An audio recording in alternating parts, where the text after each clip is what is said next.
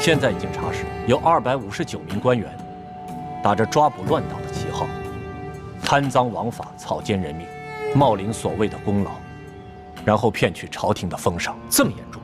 何止严重，简直骇人听闻。就拿左翼前锋营统领隆德多来说吧，2年前，他还是小小的伪属前锋营侍卫，从五品，正是靠着一连串这样所谓的军功连升5级，摇身一变，变成了现在的正2品5职京官。隆德多朕是知道的，半年前，他捣毁了在京城反清联盟的5个据点，抓捕了50多名逆匪，朕还亲自赏了他1件黄马褂。可皇上有所不知，这50多名逆匪，有近一半是被冤杀的。你说什么？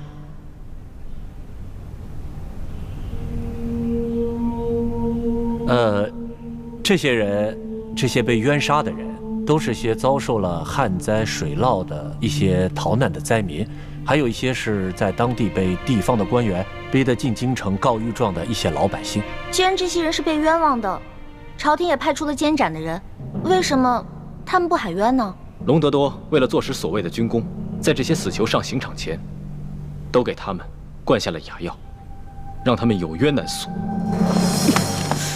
真该死！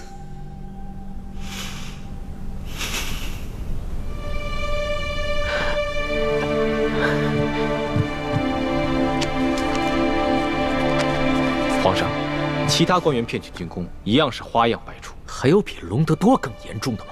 有，京城护军参领阿必齐。阿必齐，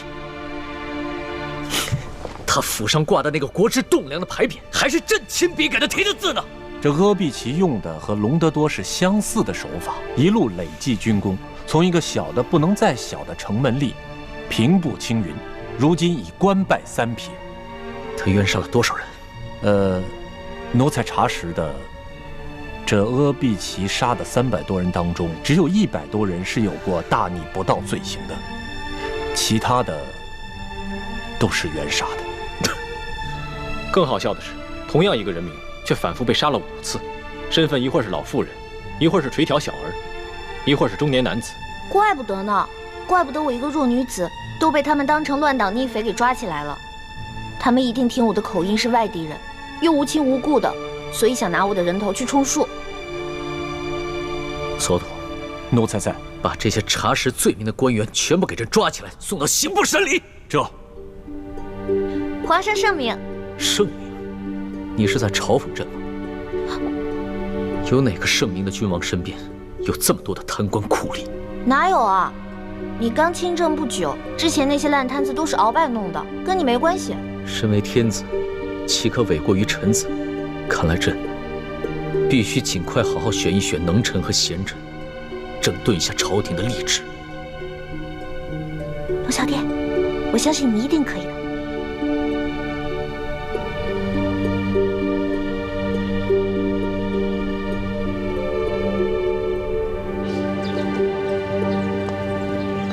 朱哥哥，你都瘦了，下巴都尖了。你呀，总算知道关心我了。其实是雪姐姐先发现的。朱哥哥，我总是习惯了你对我的呵护，却很少主动关心你。小丫头，干嘛跟我说这些？我知道你现在心里一定很难受，其实我也不好受，可是我也不知道为什么，我也不知道自己该怎么办才好。欢梅，你别说了，我明白你的心，我不怨你，我只恨我自己无能。朱哥哥，你千万别这样说，你越这样说，我心里越内疚。欢梅，我们从小青梅竹马一起长大，我们对彼此都太熟悉了，这对于我们的感情来说，既是好事，也是坏事。而康熙对你来说，就是一个琢磨不定的诱惑，所以你对他充满了幻想。欢梅，要不要跟我打个赌？什么赌？赌康熙能不能说到做到？我赌他不能。康熙他是个皇帝，而且他最讨厌那些贪官酷吏了，他一定能够说到做到的。好，那咱们这就赌上了。赌注是什么？100两银子还是1000两银子？我不跟你赌钱，我赌你的心。如果你输了，我相信你对康熙的幻想也就破灭了，你也不会再被他所迷惑。到时候，你乖乖跟我一起光复大明，做我未来的太子妃。那如果你输了呢？如果我输了，那连我也会对康熙服气。到时候，无论你做什么，我也认了。嗯，好。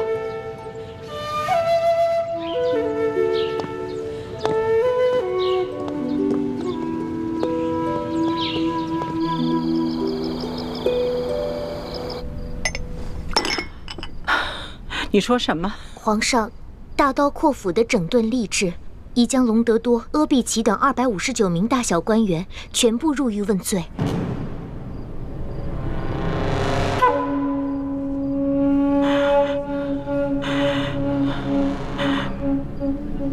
不可以，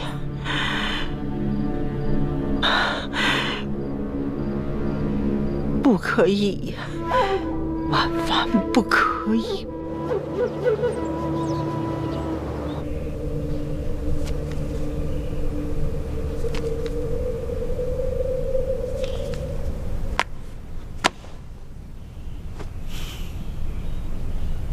司徒，奴才在。这259名官员罪证已经全部坐实，朕即刻就封你为监斩官，10日之后将他们全部问斩。啊，皇上，全部问斩？怎么？你还要朕再说一遍吗？不用，皇上，奴才听明白了。奴才这几天偶感风寒，一直咳嗽不停，浑身发冷，然后还不停地冒汗，一直在咳嗽。奴才一直在坚持着办差，可是到了今天，为师觉得有点撑不住了。奴才想请皇上开恩，可不可以拖延几日让奴才办差，或者另外再派一个人去监斩？司徒啊，你这病的可真是时候啊！真的，真有点撑不住了。行了，你回府养病去吧。奴才谢皇上恩典，奴才告退。老滑头，皇上，其实索大人办案倒是很利索，也很有章法，是个不可多得的能臣。只是他没想到，皇上会如此严惩这些贪官污吏。若是让他监斩的话，就相当于让他得罪了大半个朝廷。又想在朕的面前捞功劳，又不想得罪别人。是，只怕眼下这监斩官的人选是不好定了。毕竟谁也不想一下子站到大半个朝廷的对立面。臣倒是无牵无挂，但臣是个汉臣，名义上又只是一名太医。皇上让我在暗中协助索大人办案，这倒是可以。若是在明面上对臣委以重任，只怕不太好。朕明白，你不是怕事，你是愿意为朕效力的，但是朕也不能将你推到火堆上去烤。多谢皇上体恤。只是，眼下这监斩官，怕是无人敢胜任了。罢了，那朕就亲自监斩，狠狠杀一杀这朝中的歪风。龙小弟，你太厉害了，我支持你。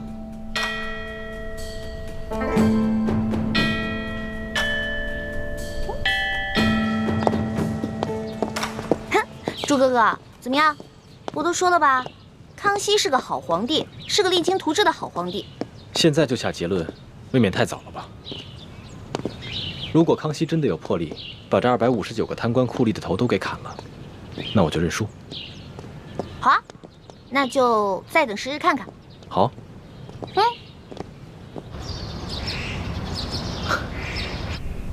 皇祖母，近来身子可好啊？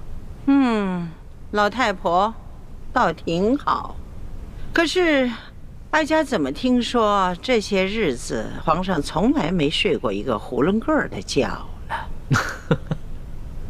皇上虽然年轻，也不能太疲劳。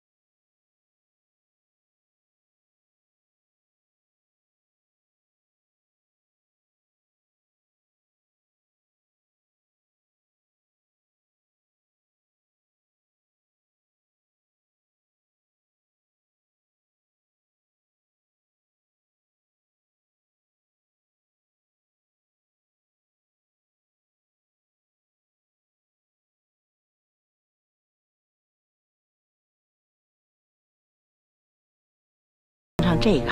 啊，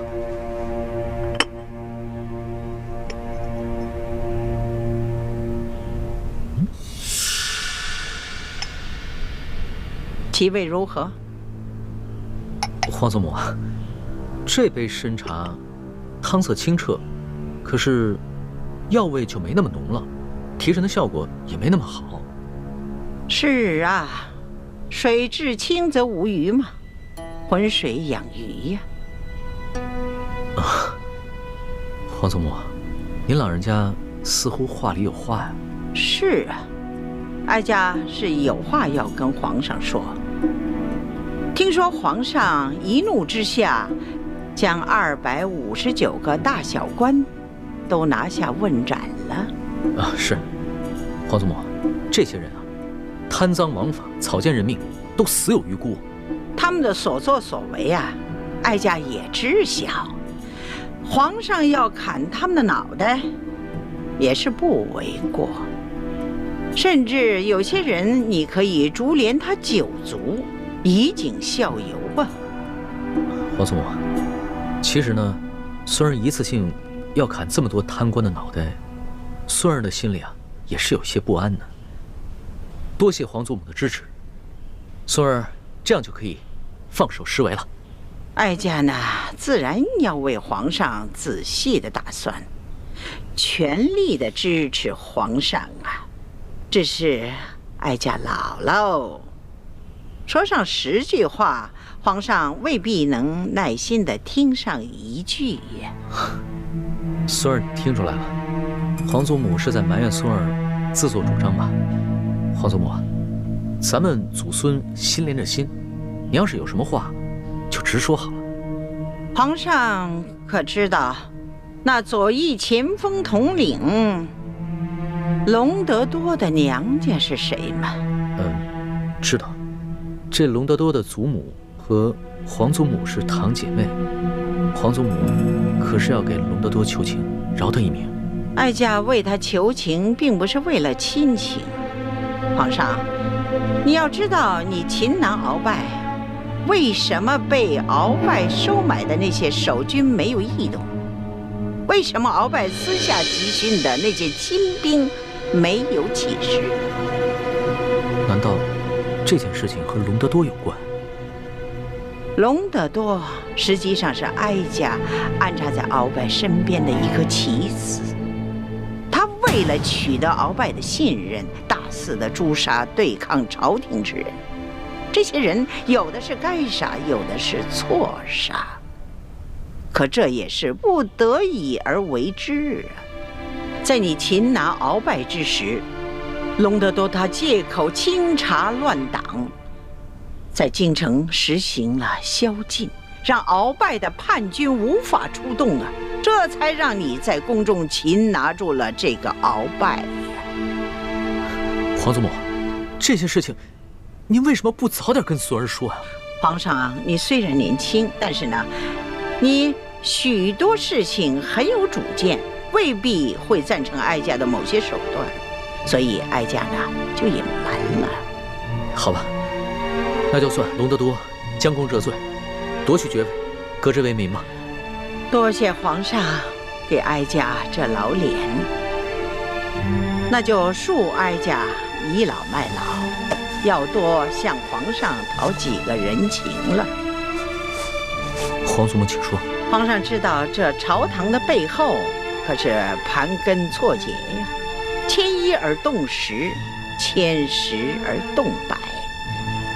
你还太年轻，而皇祖母已经经历了3代的兴衰呀。皇祖母不得不为你想得周全一些。皇祖母的意思是，这上头的人都是跟皇上和大清江山有千丝万缕的关系的人，望皇上处理他们时，需多多的酌情考虑。这些画圈的，不妨就最简易的；这些画勾的，最好是立即释放。只有这画叉的，则立即斩除。皇祖母啊，这孙儿啊，不是皇祖母一定要干政，皇祖母不过是一介女流罢了。这黄土都已经埋到脖梗上了，还为什么要跟自己的孙儿过不去呢？你要相信，皇祖母的所作所为，都是为了皇上，为了这来之不易的大清国呀。皇祖母切勿伤怀，在这世上，皇祖母自然是孙儿最信任之人。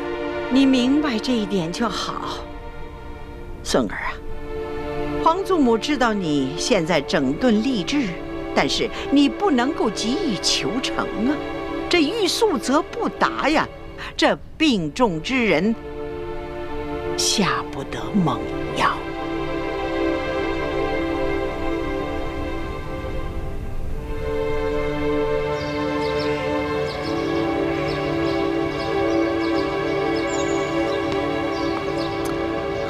朱哥哥，咱们等了好几天了，也没见那个内奸露面。还不是你上次打草惊蛇了？你呀，总是不听我话。我们先回宫吧，估计不会来了。哎，我还不想回宫呢。那你想去哪儿？我想吃串冰糖葫芦。你呀，就是一只馋猫。走吧。嗯。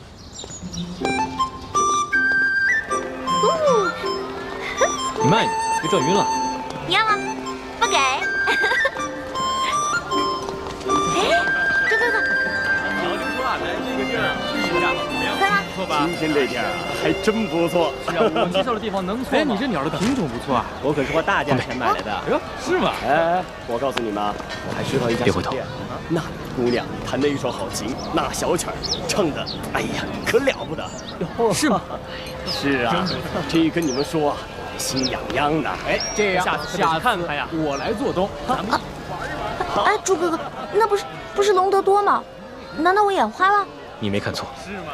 为首那个是隆德多，跟在他身后的那个是阿比奇。怎么可能呢？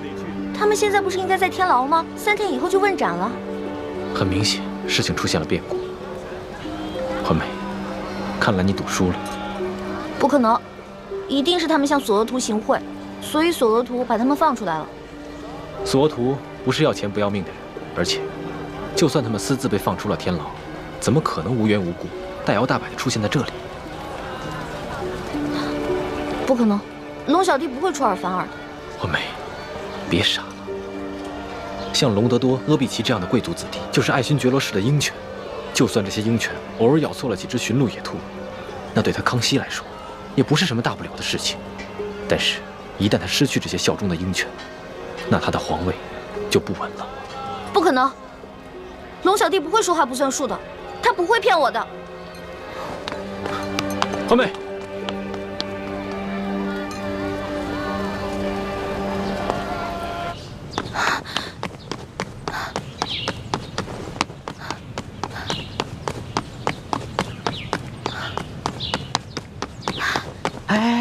世叔姑娘，皇上吩咐过了，谁都不见。不行，我有重要的事情问皇上。哎，龙小弟，世叔姑娘，您轻一点，皇上睡着了，别惊扰了圣驾。哎，世叔姑娘，小声点儿。龙小弟，皇上根本不是睡着了，他是喝醉了。啊？皇上喝醉了？哎呦，老奴该死！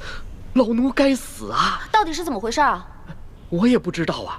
这皇上一早啊就写了一道圣旨，交给了索额图索大人，然后就把我们都赶出去了，说是要一个人静一静。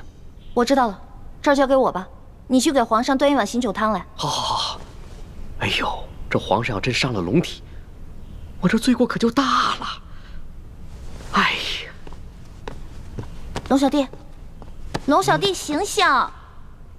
老大，你来了，陪朕喝2杯。别喝了，你这以前不酗酒的，现在怎么了？什么都别问了，陪朕喝2杯吧。不许再喝了。看着我，我问你，阿比奇、隆德多是不是你下旨放他们的？你是皇上啊，你怎么能出尔反尔呢？天子的话，金口玉言，一言九鼎的。是啊，朕是皇上，应该金口玉言，一言九鼎的。你太让我失望了。老大，朕对自己也很失望。朕以为朕亲政了，就可以乾纲独断了，没想到。而且我就不明白了，你是皇上啊，你想做什么就做什么，而且你要杀的都是那些死有余辜的贪官污吏，既不违反大清律例，又顺应民心啊。老大，当皇上哪有那么简单啊？朕现在心里好难受，让朕抱一抱好不好？让朕抱抱。说话不算数，我再也不想理你了。哎，老大，老大，哎，起来。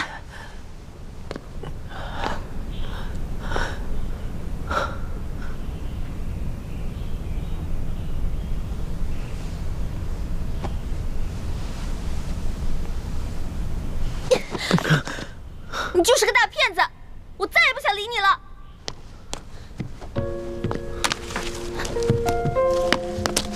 你还记得这把扇子吗？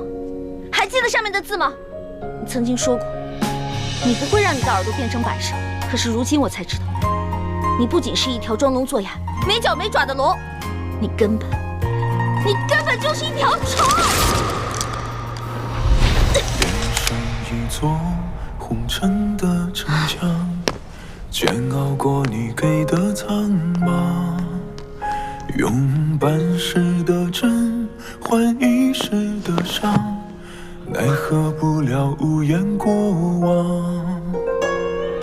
如果真心总喜欢流浪，谁会陪我遥望夕阳？用痴心的苦换天真的想，思念比毒药更传唱。我不能和你在一起，相遇是最痛的别离。如果我不是我，你不是你，其实这就是我要的意思。你要记得曾经答应过我的那些话：消除贵族特权，革除积弊，整顿吏治，让全天下的老百姓都过上好日子。好，我答应了，这个利息我一定还。一言为定。一言为定。盖章。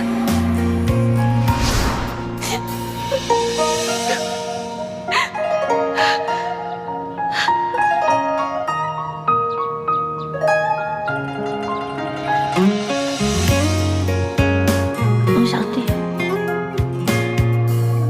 我这个老大可能要先行一步了。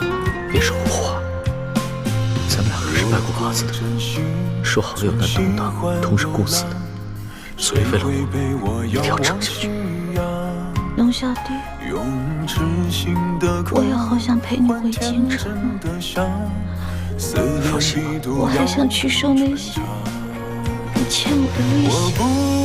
放心吧，人不死，账不来，一定要好好撑着。要是你不在，我来账了怎么办？你不会来账的，因为你是一个好王。我之前说过，你是天底下最不该爱的人。可是我现在收回这句话，你真的很好。谢谢，谢谢你，老大。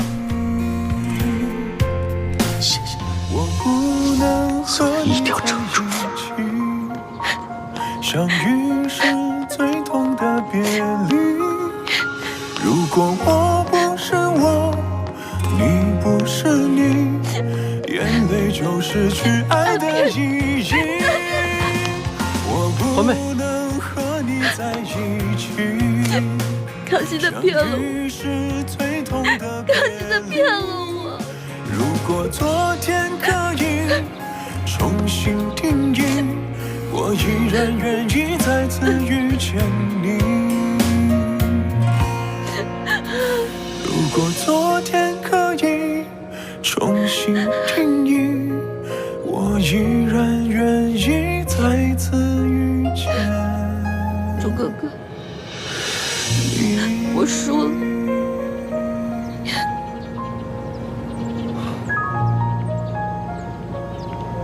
别难过了。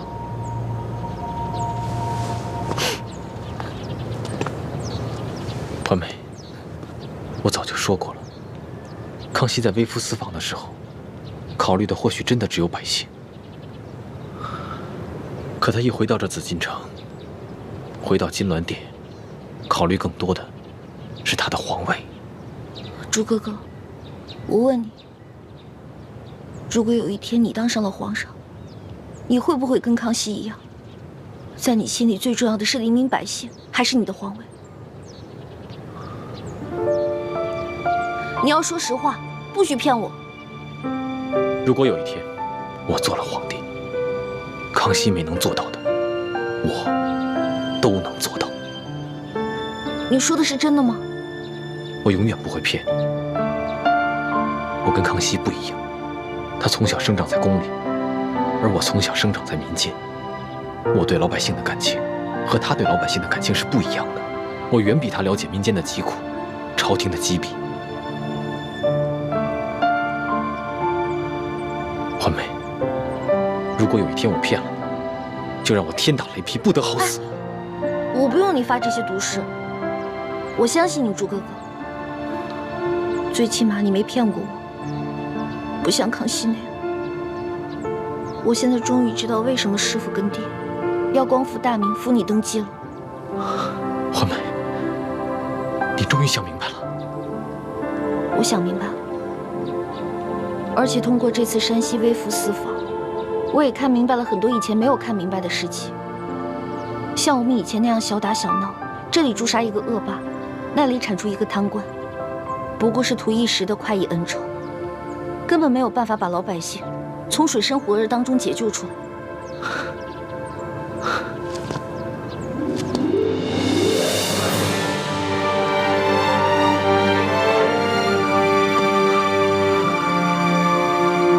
环美，我永远不会辜负你对我的期许。我希望你也不要辜负我对你的感情。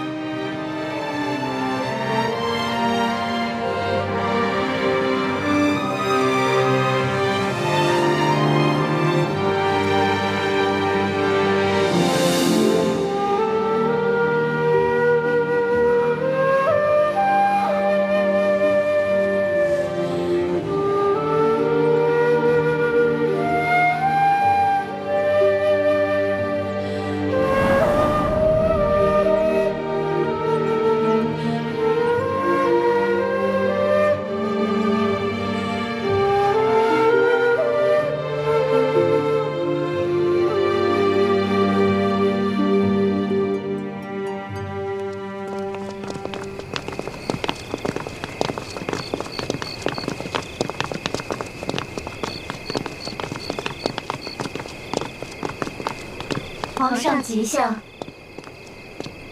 平身吧。是。叶欢呢？回皇上，诗书姑娘已经安歇了。你们先退下吧。是。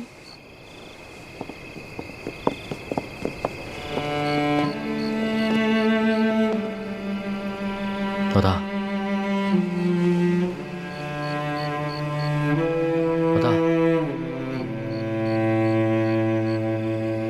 老大，朕知道你还没有安心，朕想跟你说会儿话。老大，皇上，您还是先回去吧。诗书姑娘，她是小孩子脾气，您越是上赶着跟她解释，她就越是听不进去。您先放下几天。过几天自然就好了。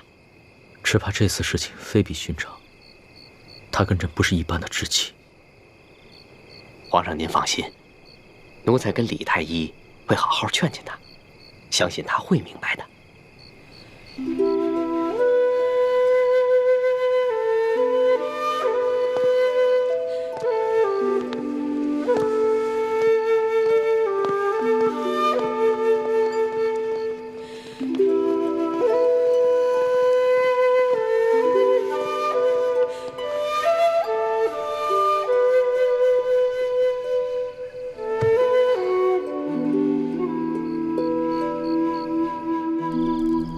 真没想到，康熙会临时改变主意。这样一来，你打算借机挑起清廷内乱的计划，怕是落空了。虽然计划落空，但欢妹及时醒悟了，也算是意外之喜。啊，那就恭喜大师兄了。这样一来，小师妹就能收回对康熙的心思，一心一意地对待你了。只怕。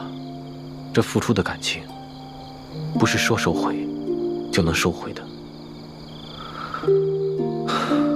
但愿吧。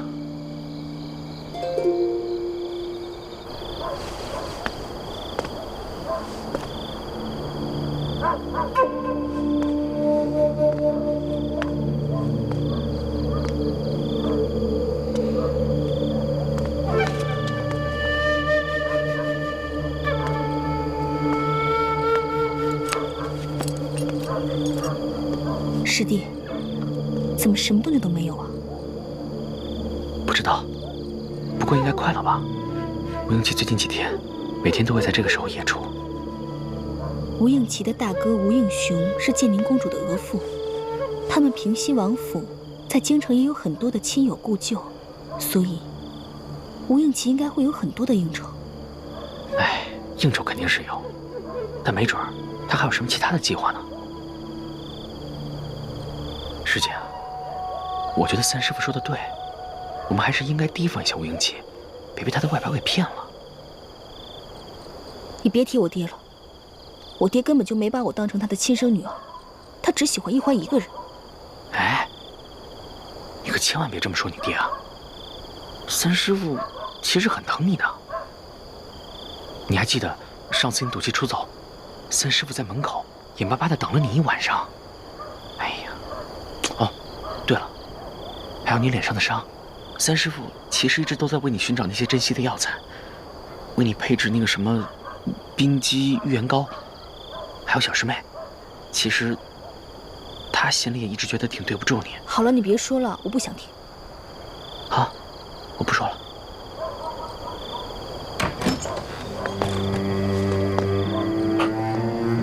二公子。吴应奇出来了。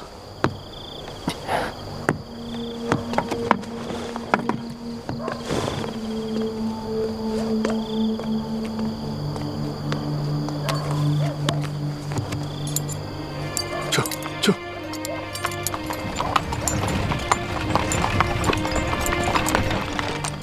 走，我们跟着他。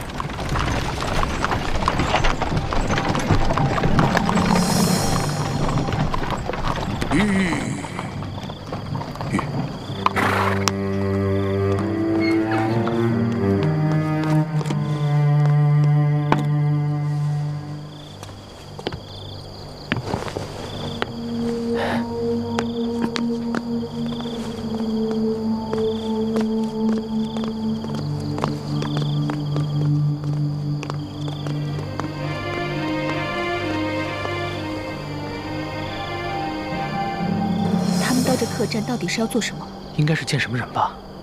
师姐，你在这守着，我跟进去看一下。嗯。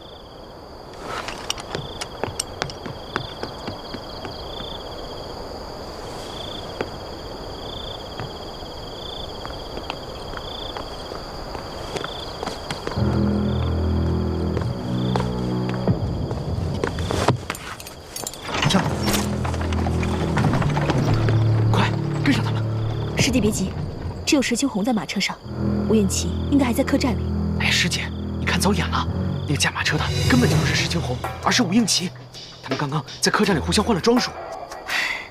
难怪石青红今天一直带着竹笠，我这居高临下的看不清他的脸。原来他们在玩障眼法。吴应奇如此小心谨慎，只能说明一点，他在干的肯定是一个见不得人的事儿，说不定真的跟金钥匙有关。走。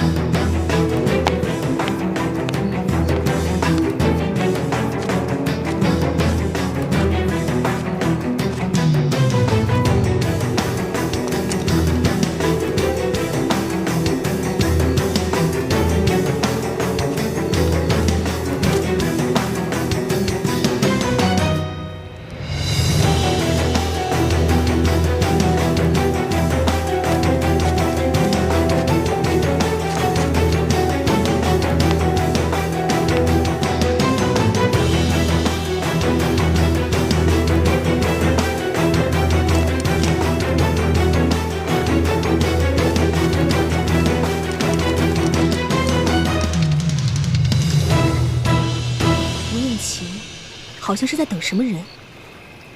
这么晚了，他肯定不是一个人来这里看风景的，必定是在等什么人。师弟，你看，湖中间有一艘大船。想不到吴应奇行事竟然如此小心谨慎，居然将与人约见的地点定在了湖中心的大船上。樊师姐，你该不会到现在还认为吴应奇只是一个胸无城府、只懂得琴棋书画的文弱书生吧？可是也有可能是吴三桂的指示吧？你别再拿这些借口自己骗自己了，好不好？师姐，三师傅那边我可以替你打掩护，不过三师傅说的对啊，吴应奇他毕竟是贼人吴三桂的儿子，我们不可以不防。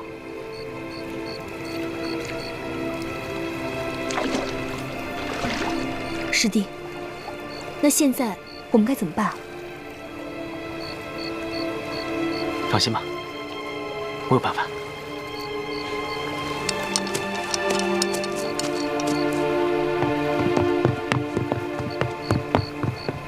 二公子，二公子，师弟，你可千万注意安全，万一有什么意外，我随时去接应。好的。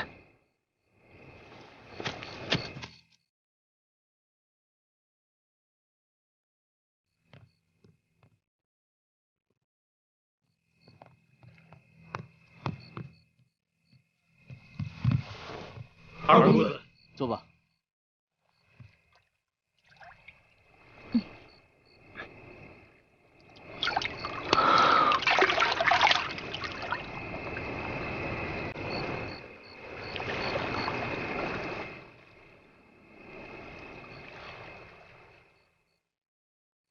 既然人都到齐了，那我们就开始吧。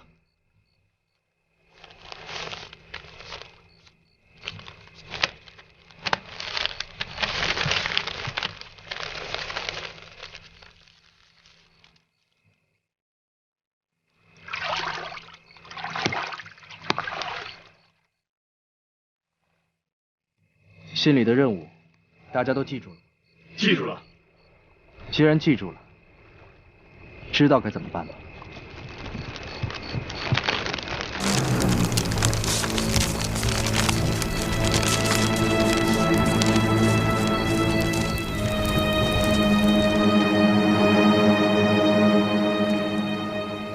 各位都是江湖上的英雄好汉，既然你们愿意效忠于我，那么就按我们之前说好的规矩了。你们若可忠于我，我保你们荣华富贵；可若你们对我有二心，也休惯我翻脸无情。我等誓死追随二公子，永不背叛。好。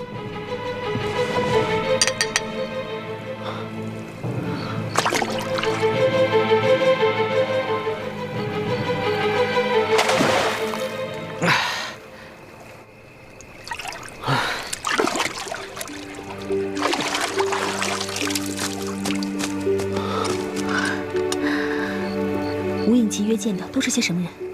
我看不到舱内的情形，不过舱里除了吴应奇，大概还有10几个人。听他们说话和呼吸声，个个武功高强，应该都是江湖中的好手。吴应奇有提到这些人的名字和身份吗？没有啊，本来在这种地方约见就已经十分安全了，可吴应奇还是十分小心，出言谨慎，连即将布置的任务都是写在密信上了。我打探不到更多的消息了。师姐，现在你应该明白了，吴应奇其实很难对付，以前都是我们小看他了。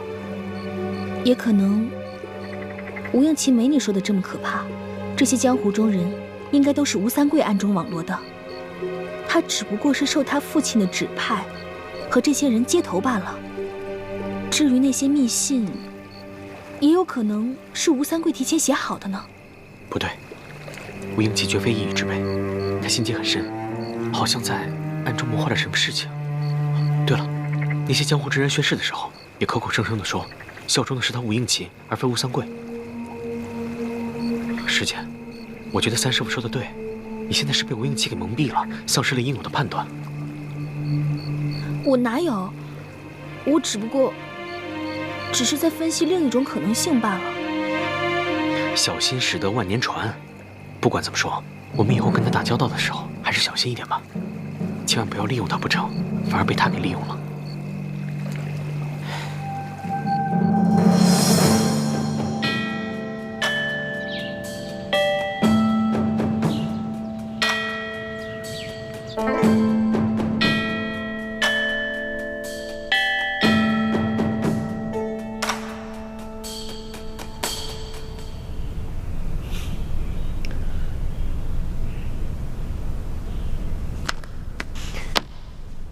老大，你就别再板着一张脸了，行吗？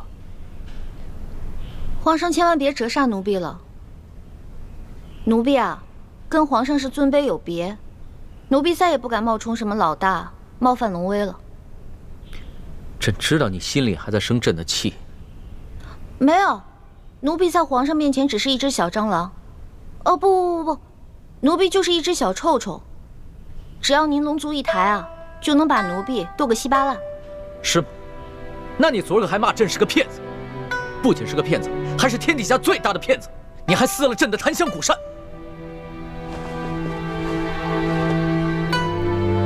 奴婢得了失心疯了，求皇上治罪，奴婢罪该万死。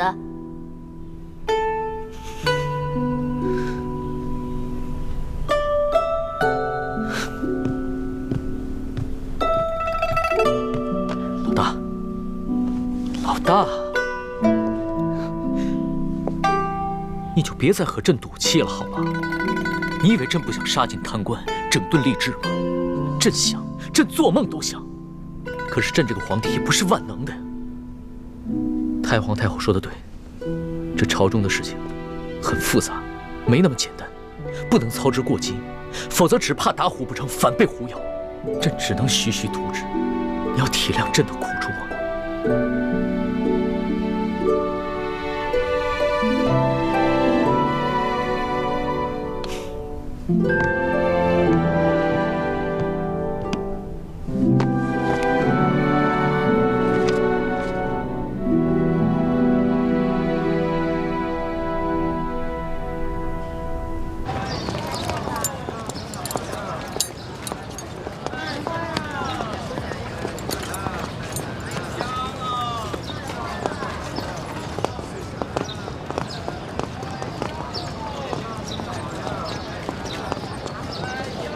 二公子，时候不早了，咱们该赶路了。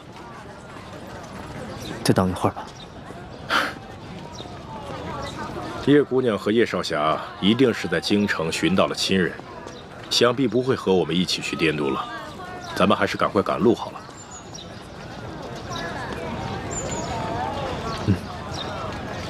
来，二公子请。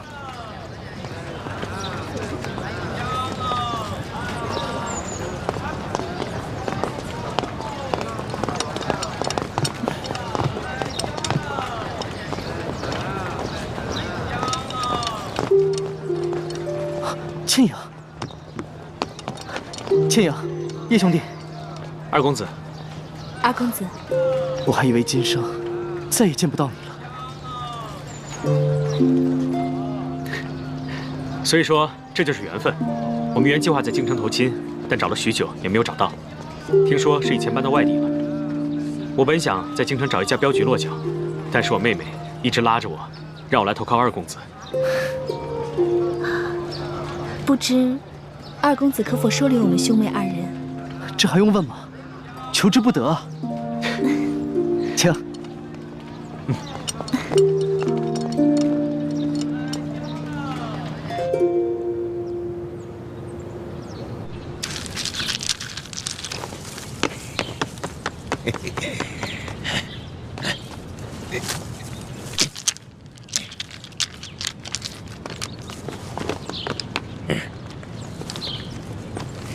这一纵队向左，这一纵队向右，啊！开始攻城！哈哈哈哈！老爸，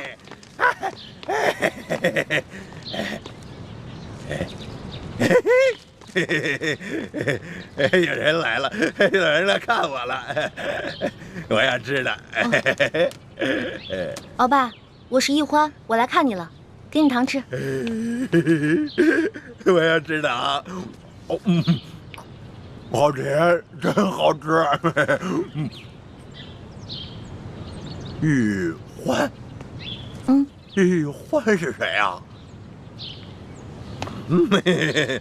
我要吃，好吃，我好吃。我的糖。老爸，乖，不能再吃了，这个不能再吃了啊！乖，不能吃了。这还有呢，鳌拜，还有呢。鳌拜，你看，这是桂花糕，给你的。你是好人，他是坏人，他抢我糖，不好。哎，好吃，好吃。猪哥哥，看来鳌拜是真的疯了。好吃。吃完了，我们要杀出去。鳌拜，我们先走了啊，把吃的放在这儿，你自己慢慢吃。你们下次来看我，再知道。我还要。走吧。好吃，吃完了我们杀出去。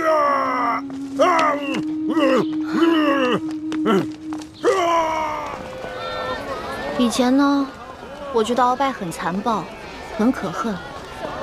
可是他疯了以后，今天又看到他这样，我真的觉得他很可怜。你觉得他可怜，说不定他自己觉得很快乐呢。他这一生，前半辈子替爱新觉罗一族打天下，后半辈子在朝堂上和其他3个顾命大臣斗得你死我活，未必有现在的日子过得自在。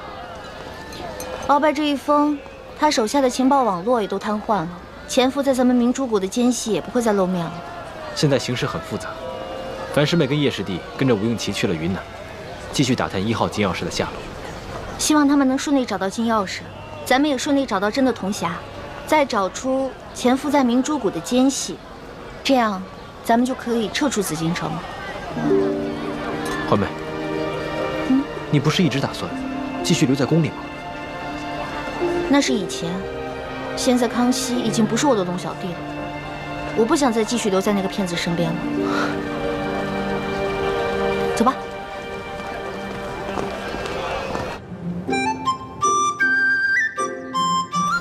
来看一看啊，都是你家做的，带一个回去吧。看一看这个。真没想到，滇都不仅有京城的繁华，还有京城看不到的民族风情。对啊，其实滇都啊，还有很多好玩的地方。等我这次见了我父王之后，我带你们再好好逛逛。你爹是不是很凶啊？我父王平常是个不苟言笑的人，因为是军人出身，所以总是有点不怒而威。说实话，我每次见到他呀，我心里还会发怵的。但是他人还是很好的，尤其是对我和我娘，他心里啊还是很疼我的。天下无不是的父母。平西王虽然在世人的口中颇受争议，但我相信他一定是个疼爱儿子的好父亲。对啊，倩阳，你真是善解人意。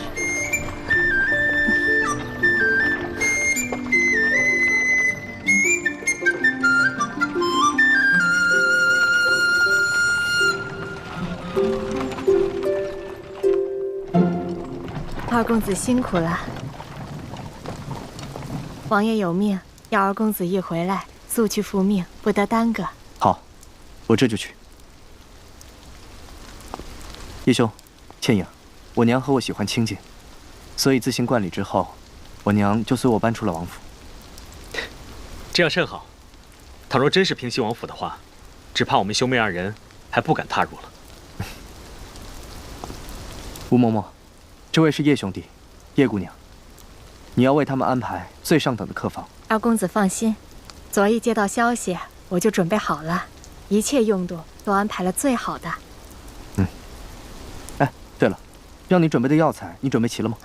大多都准备好了，都是双份，但唯有一味雪肤草只找到了1份。倩影，你看，为你调制药膏的药材，咱们可找齐了。可是，皇上命你把1份药材送往京城，这雪肤草却只有1份。皇上那边啊，咱们再想办法。当然是先给你找齐了药钱。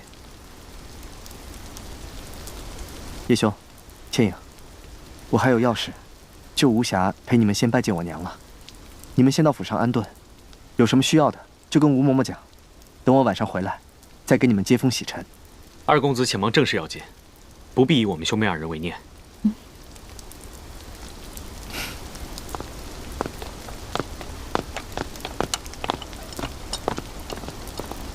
这二公子连衣服都来不及换，看来定是有要事。叶公子，叶姑娘，请。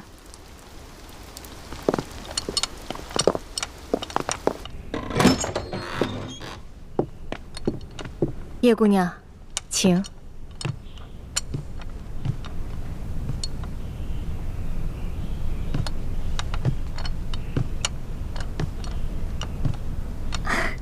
叶姑娘看看，还有什么短缺的？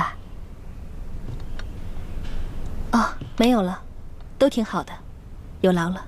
那叶姑娘且先安歇，我再去叶公子房里看看。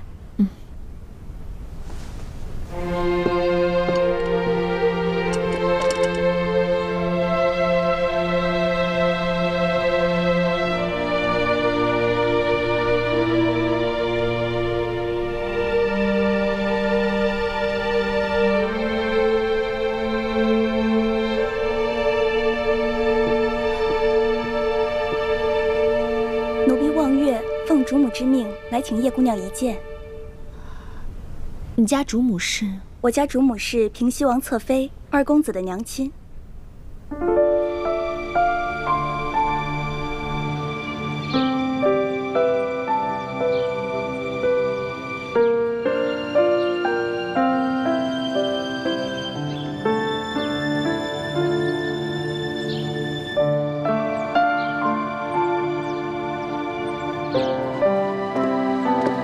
请。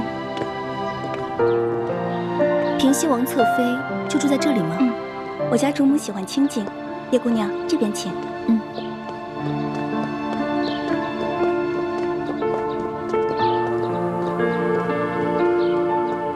主子，叶姑娘来了。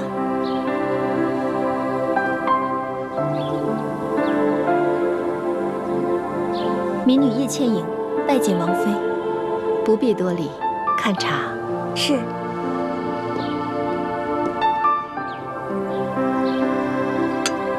想不到二公子的娘亲如此年轻美貌，优雅端庄。也只有她这样的娘亲，才生得出二公子那样的儿子吧。我琪儿在家书上说，叶姑娘是她新结识的朋友。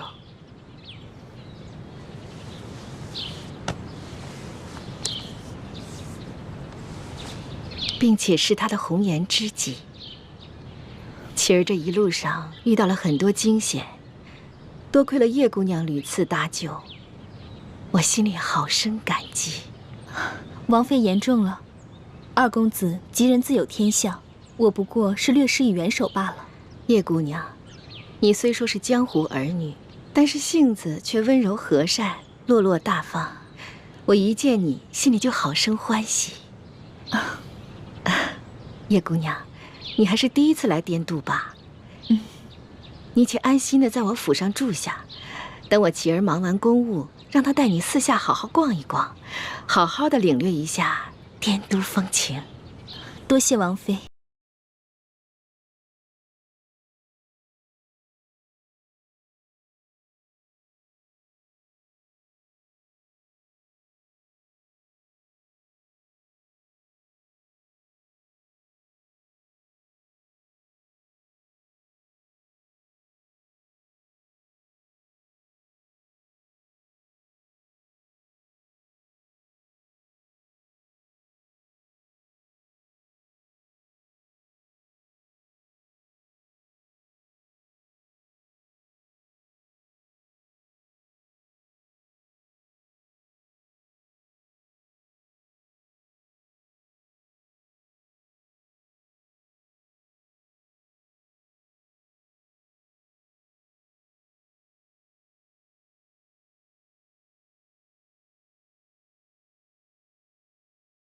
孩儿运送永历帝的遗物进京。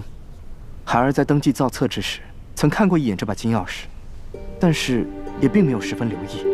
后来与山西总兵舒建会面之时，舒建特意将这把金钥匙贴身收藏，儿子也只是远远地看了一眼，对这把金钥匙的印象也并不是十分分明。后来父王命密使从舒建那夺回金钥匙，那密使也是直接带走了金钥匙。孩儿也就没有机会再见到，所以您要问孩儿，这把金钥匙是不是当初的那把？孩儿也不敢确定。你这话说的是真的？那这把金钥匙？假的。假的？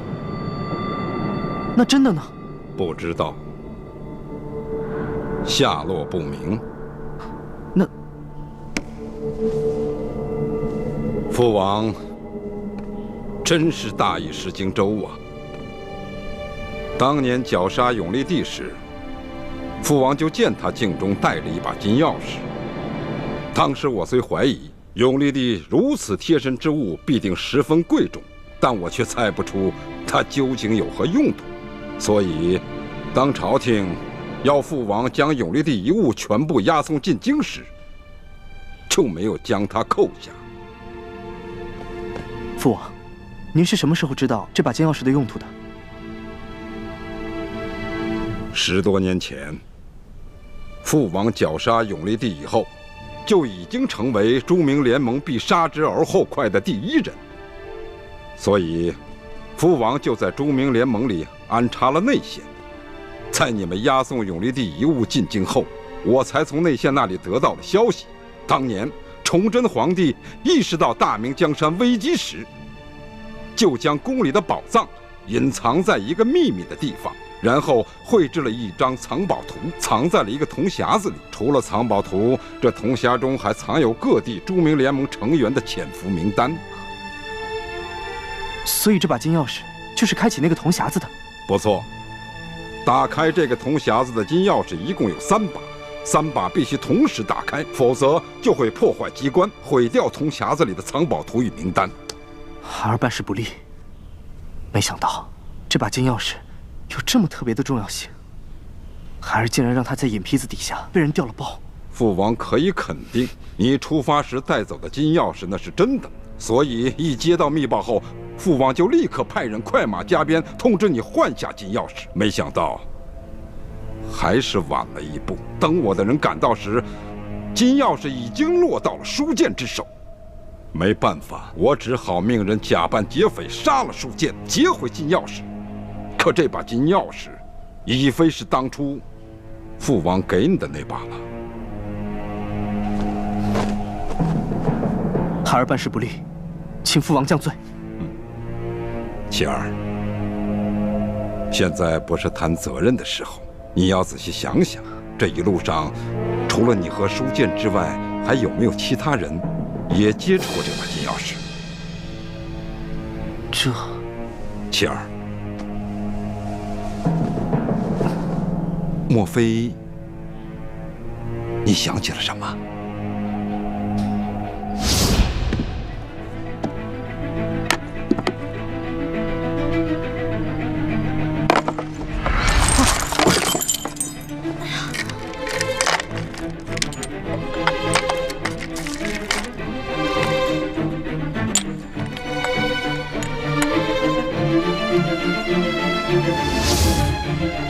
父王，孩儿将押送过程想了又想，实在没发现是哪个环节出了什么问题。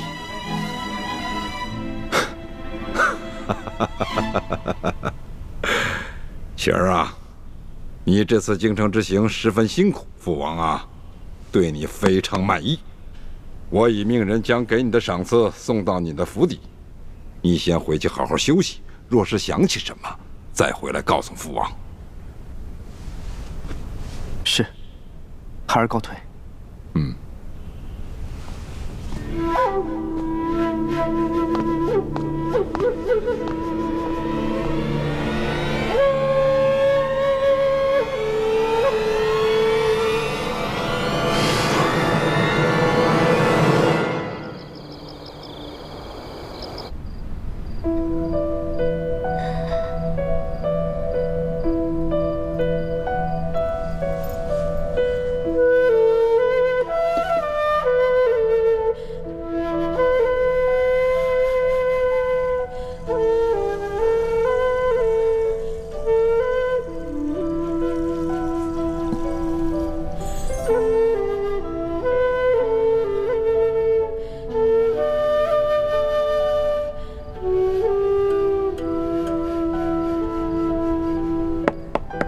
千阳，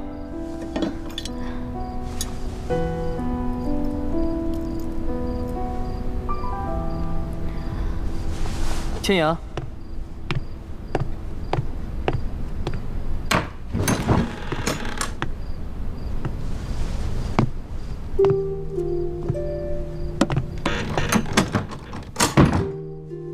怎么样？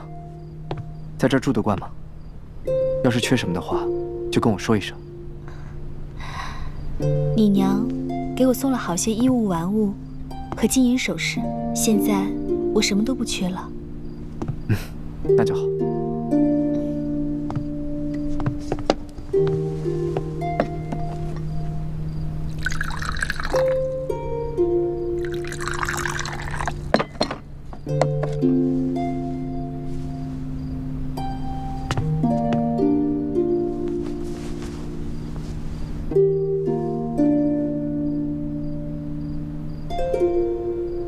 二公子，你这是怎么了？好像脸色有一点不好。没什么，就是今天去交差时，被我父王数落了一顿。你一路上这么辛苦，你父王为何还要训斥你啊？还不是因为永历帝遗物里的那把金钥匙。什么金钥匙啊？千阳，你还记得吗？永历帝遗物中的那个首饰盒里，有一把金钥匙。当时你打开盒子看，还有东西掉在了地上，你捡起的东西里面就有那把金钥匙。是吗？我不记得了，只记得那些东西掉在地上后，我就一股脑的都将它们捡回了盒子。莫非是舒总兵从永历帝遗物当中拿出来戴在镜上的那样东西？难不成就是那把金钥匙？不错，后来书剑遇刺，那把金钥匙也不知被什么人掳走了。我父王为此责怪我，说不好向朝廷交代。哦，这书剑遇刺一案，皇上已知道是山西巡抚刘德昭所为，那金钥匙应该就在刘德昭手上。如今皇帝已判他下狱，那这金钥匙就应该在皇帝手上。你父王不过是责备你几句罢了。我还是第一次外出办差，没想到办成这样，我心里很是自责。英奇，对不起，是我盗走了金钥匙。不过我盗走的也是一把假的，就算我告诉你实话，你只怕也不会相信。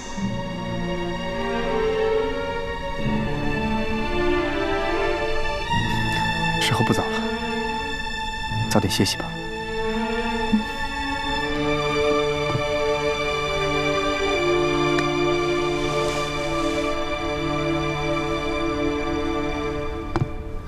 二公子，这是什么？这是为你调制好的冰肌雪肤膏。既是我承诺过你的事，就一定会为你做到。